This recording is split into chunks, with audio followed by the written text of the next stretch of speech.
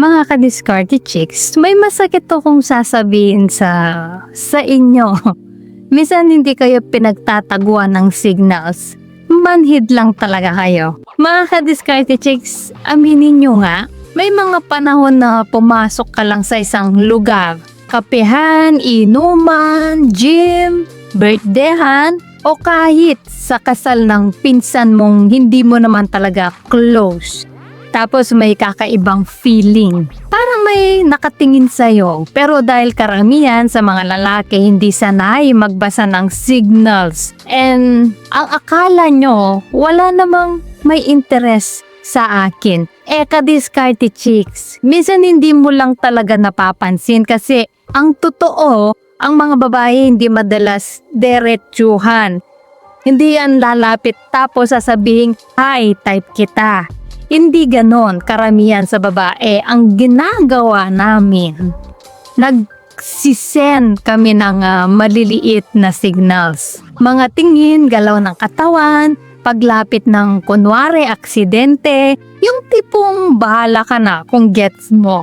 At ang masakit, maraming lalaki ang sobrang manhid sa mga ganon. Kaya sa video na ito, tuturuan ko kayo ng 10 signs na may babaeng matagal nang nakatingin sa'yo pero hindi mo lang napapansin. At discarte chicks, pag naintindihan mo to, mas mababasa mo na ang attraction ng babae sa totoong buhay. Hindi sa pelikula, hindi sa fake alpha advice, kundi sa tunay na psychology ng babae. Kaya wag kang mag-skip kasi baka mamaya ginagawa na pala to sa'yo ng crush mo tapos akala mo friendly lang siya. So number 1, biglang umaayos ang postura niya pag dumating ka. Napansin mo ba minsan may mga babaeng chill lang? Kanina, nakaslouch, nakahawak sa phone, parang walang pake sa paligid. Tapos pagpasok mo, biglang umayos yung upo, biglang tinaas baba, biglang inayos yung dibdib at yung balikat. Discarte chicks, automatic reaction yan. Sa psychology, ang katawan ng tao nag-a-adjust kapag may taong gusto nilang mapansin sila. Parang instinct. Kapag attracted ang babae sa lalaki, gusto niyang magmukhang mas presentable nang hindi niya namamalayan. Kaya kung napansin mong biglang nagising katawan niya nung dumating ka, hindi aksidente yan. At wag kang assuming agad pero wag ka ring bulag. So number 2, paulit-ulit kang tinitingnan. Ito pinaka-common pero minamaliit ng mga lalaki, yung tipong napansin mong tumingin siya tapos pagtingin mo, umiwas agad. After ilang minuto, tingin ulit. Discarte chicks, hindi coincidence ang paulit-ulit na tingin. Ang babae kapag curious o attracted sa lalaki, automatic niyang chine-check yung presence mo. Nasaan ka? Sino kausap mo? May kasama ka bang babae? Masaya ka ba? Parang surveillance mode. At eto pang malupit. Kapag nahuli mo siyang nakatingin tapos medyo napangiti o nahiya, naku, discarte chicks, may laman yan. Hindi man love, hindi man lust agad, pero definitely nakalook in ka sa attention niya. So number 3, natatawa siya kahit hindi ka naman ganon kakwela. Mga lalaki, minsan feeling nyo comedian kayo, pero aminin natin, may mga joke kayong corny talaga. Pero bakit natatawa pa rin siya? Ayan na, kapag attracted ang babae, tumataas ang emotional responsiveness niya sa lalaki. Meaning, mas interesting kang pakinggan, mas entertaining ka, mas cute, kahit simpleng banat lang. Yung simpleng init, no? Tapos siya, tatawa lang. Loko pa ang sasabihin sa'yo. Ikaw naman, ano nakakatawa doon? Discarte chicks, hindi yung joke ang binibili niya.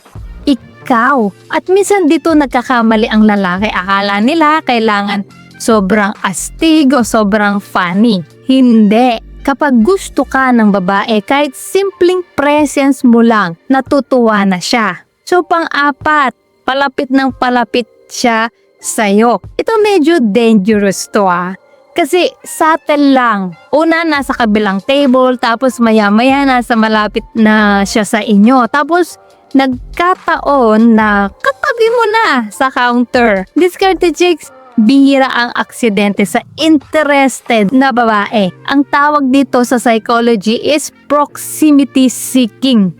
Kapag attracted ang tao, instinct nilang lumapit sa source ng attraction. Hindi pa direct hindi pa obvious, pero gusto niyang mapunta sa orbit mo. At bilang babae, sasabihin ko sa inyo, minsan kunwari lang talaga yung ay dito pala ang CR, ay dito pala mas malamig. Hindi, diskarte chicks. Ikaw talaga ang pinuntahan niya. Sa number 5, inaayos niya yung buhok o accessories niya habang nakatingin sa'yo. Ito, classic. Nagtutwirl ng buhok, inaayos ang hikaw, hinahawakan leeg, kinakagat-kagat ang labi, nang very slight, tapos titingin sa'yo. Diskarte chicks, calm down. Wag kang manyak agad. Pero totoo to. Ang mga ganitong galaw ay tinatawag na self-grooming behavior. Automatic yan kapag may taong gusto nating magustuhan tayo pabalik. Lalo na buhok at leeg. Kasi psychologically, feminine attraction cues yan. Kaya minsan yung babae hindi naman niya planong lumande pero yung katawan niya nahahalata siya. So number 6, palagi siyang nasa dinadaanan mo. Ito yung accidental encounter. Kuno, nasa may pinto siya, nasa tabi ng drinks, nasa hallway kung saan ka dadaan, tapos mapapaisip ka, ba't parang lagi ko siyang nakakasalubong? Diskarte chicks, malamang intentional na yan. Kasi karamihan sa babae ayaw mag-first move ng obvious. Ang gusto namin, ikaw ang lumapit. So anong ginagawa? Ginagawang madali para mangyari. Parang, sige, ilalapit ko sarili ko. Bahala ka na kung may lakas ka ng loob. At ito ang real talk. Maraming lalaki nawawalan ng chance dahil akala nila coincidence lahat. Hindi. Minsan, binibigyan ka na ng opening. Sa number 7, biglang ang lakas niya o ang ingay ng group nila pag malapit ka. Napansin mo ba, minsan tahimik sila, tapos paglapit mo, biglang tatawa ng malakas. Biglang energetic, biglang hyper. Diskarte chicks, performance mode yan. Kapag gusto ng babae, mapansin mo siya. Minsan, pinapakita niya kung gaano siya kasaya kasama. Parang silent advertisement. Uy, fan ako. Uy, pansinin mo naman ako. At eto pa, observe mo kung sino sa group ang pasimpleng tumitingin kung napansin mo sila. Ayun ang interesado. So number 8, yung mga kaibigan niya, parang alam ka na. Ito pinaka-obvious para sa aming mga babae. Kapag gusto namin yung lalaki, pinag-uusapan namin yan. Oo, totoo. Kaya kung napapansin mo yung friends niya, panay tingin sa'yo, may bulungan, may tawanan, may ngitian, congratulations! Diskarte chicks, topic ka na sa GC nilang mental. At minsan pinupush pa siya ng friends niya, lapitan mo na. Type ka nun. Kaya huwag ka magulat kung minsan mas friendly pa sa'yo yung friends niya kaysa sa kanya. Kasi sila ang advanced team. So number 9, hindi siya umaalis agad kahit pwedeng-pwede na. Ito ang pinakamasakit pag napalampas mo. Patapos na gathering, uwian na, nag-aayos na friends niya.